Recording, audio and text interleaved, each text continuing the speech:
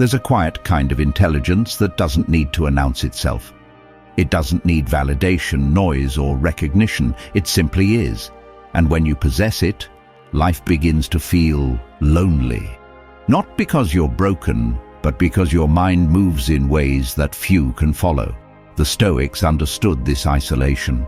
Marcus Aurelius once wrote, "The intelligence of the universe is social, but the intelligence of man is often forced into solitude." What he meant was this: the more aware you become, the more you begin to see through illusions that most people willingly live in. So if you've ever felt disconnected, not because you dislike people, but because their conversations drain you, their ambitions feel hollow, and their emotions seem uncontrolled, you might be standing at a higher mental ground than you realize. Let's uncover the 4 signs that reveal when you're too smart for most people. Sign 1. You see through emotional manipulation instantly. A true thinker isn't easily shaken by anger, guilt, or pressure. When others lose themselves in emotion, you observe, you analyze, you remain still. The modern world worships reaction. People chase validation, respond to every insult, and let emotions control their decisions. But those who think deeply understand something different. That power belongs to the one who doesn't react. Epictetus said, "It's not what happens to you, but how you react to it that matters." To the untrained mind, this sounds simple, but to those who live it, it's liberation. When someone tries to provoke you, they expect chaos. They feed on your reaction, hoping to pull you into their storm. But when you meet them with calm, when your silence carries more weight than their noise, they lose control. And that's when they begin to fear you. Because intelligence in its highest form isn't about knowing everything, it's about understanding yourself. You've trained your mind to pause before emotion takes over. You've built an internal fortress that protects your peace. You've learned that being unbothered isn't weakness, it's mastery. When you see through emotional manipulation, you realize how much of human behavior is driven by insecurity and fear. And instead of judging, you begin to detach. You move differently. You conserve your energy for creation, not destruction. That's the first sign. When you stop being pulled by the emotions of others and start guiding your life through reason, patience, and clarity. You're not cold, you're composed. Sign 2. You find meaning in solitude, not validation. Most people need constant noise to escape their thoughts. They fill their days with chatter, distractions, and endless scrolling, terrified of silence. But those with deeper minds know that silence isn't emptiness, it's refinement. Seneca once said, "To be everywhere is to be nowhere." The wise understand that constant connection weakens the mind, while solitude sharpens it. You've noticed it too. When you spend time alone, ideas flow more clearly. Your emotions settle, your focus sharpens, and the opinions of others lose their hold on you. You begin to realize that solitude isn't loneliness, it's clarity. The Stoics practiced voluntary isolation not because they hated the world, but because they wanted to master themselves before returning to it. They believed that the greatest conversations happen within, between reason and impulse, strength and weakness, chaos and calm. When you embrace solitude, you stop chasing validation. You no longer need to prove your worth, you simply live it. You don't need to be understood, because you understand yourself. And here lies the paradox. The moment you no longer crave being accepted, people begin to respect you, not because you demand it, but because your self-possession commands it. True intelligence creates a magnetic kind of silence.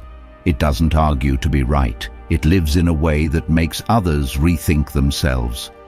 You don't need to fight for dominance. Your presence already speaks it. That's the second sign. When you find more peace in being alone than in being surrounded, when solitude becomes your teacher, not your punishment. Sign 3. You've stopped trying to convince people who don't want to understand. There comes a moment in every thinking person's life when they realize not everyone deserves their energy. You can't awaken those who are addicted to their own noise. You can't reason with minds that feed on conflict. You can't open the eyes of those who fear the light. This realization is both painful and freeing, because intelligence, true intelligence, is not about proving how much you know. It's about knowing when to stay silent. Marcus Aurelius warned us, waste no more time arguing about what a good man should be. Be one.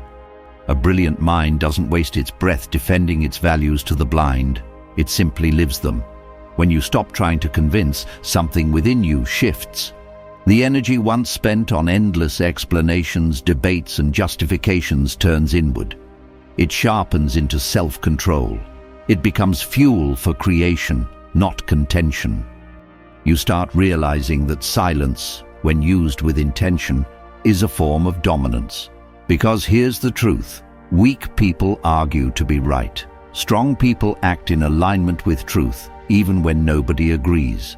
They understand that truth doesn't need a crowd. It stands on its own. And when you embody that, when your actions carry the weight of discipline, purpose, and calm authority, people feel it.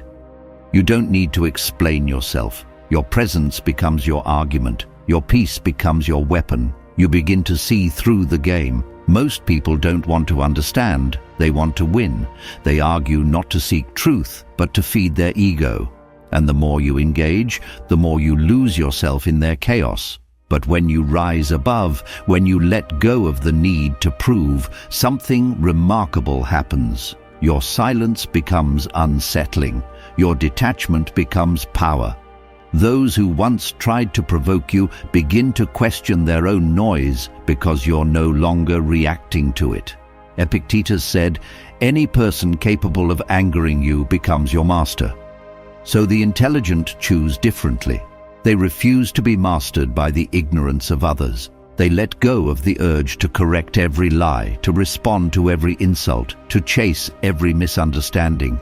They simply walk away, not out of weakness, but out of wisdom, because they know that peace is worth more than pride.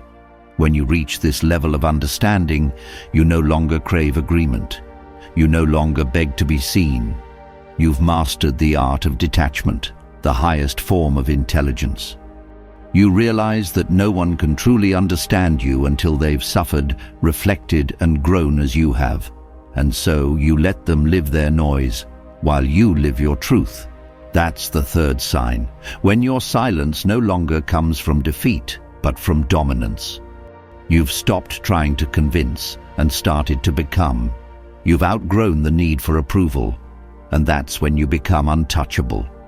Sign 4. You measure life by mastery, not approval. The truly intelligent understand something most never will: the value of mastery over validation. While the majority chase approval, applause, and recognition, a mind tuned to depth and reason seeks control over the self. Seneca reminded us, "It is not that we have a short time to live, but that we waste much of it. Life is long enough if you know how to use it." Those who are too smart for most people see the futility of pleasing others. They notice the endless pursuit of attention, the hollow satisfaction of compliments, the transient comfort of agreement, and they turn inward. We stop caring what others think because we have learned the cost of dependence on their opinions. Every nod of approval surrendered, every word of praise sought, diminishes autonomy. The intelligent know that self-mastery is a fortress no one can breach. But approval is a fragile, fleeting illusion. This mindset transforms behavior. We no longer perform for the crowd. We no longer dilute truth for acceptance. Every choice, every action is measured against a single standard. Does it serve my growth? Does it strengthen my discipline? Does it align with my purpose? Epictetus declared, "It's not what happens to you, but how you react to it that matters." Those who live for validation react, sway, and crumble under external forces. Those who live for mastery respond, adapt, and shape their destiny from the inside. This doesn't make us arrogant, it makes us impenetrable. People who seek attention are easily manipulated because their sense of worth depends on others. But when your worth comes from your own cultivation, no insult, no judgment, no fleeting praise can disturb the equilibrium within. The intelligent also see the irony. Most who seek approval fail to realize that their own minds are the only arena that truly matters.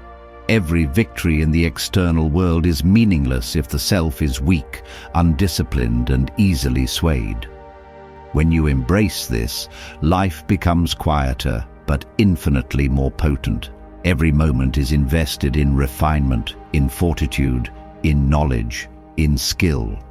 You measure time not by likes, comments, or recognition, but by the progress of your character. This is the fourth sign. You've stopped chasing shallow applause. You've stopped bending for others' standards. Instead, you measure life by your mastery, by the strength of your mind, by the clarity of your purpose. And in that quiet, relentless pursuit, something extraordinary happens. You become magnetic. People feel the weight of your self-possession. They sense your power not in words but in presence. You no longer need validation because life itself responds to mastery.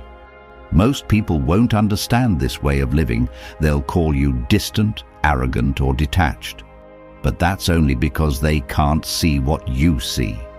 They're playing to be seen. You're preparing to endure. And while the world shouts for attention, you'll move quietly, mastering your thoughts, your emotions, your reactions, until one day, the world realizes it doesn't just notice you, it respects you, because intelligence doesn't seek the spotlight, it becomes the light itself. If this video gave you clarity and strength, make sure to hit that subscribe button and join our journey toward mastery, self-control, and relentless inner fortitude. Remember, the path of wisdom is walked silently, but its impact echoes loudly. Stay disciplined, stay powerful, and I'll see you in the next video.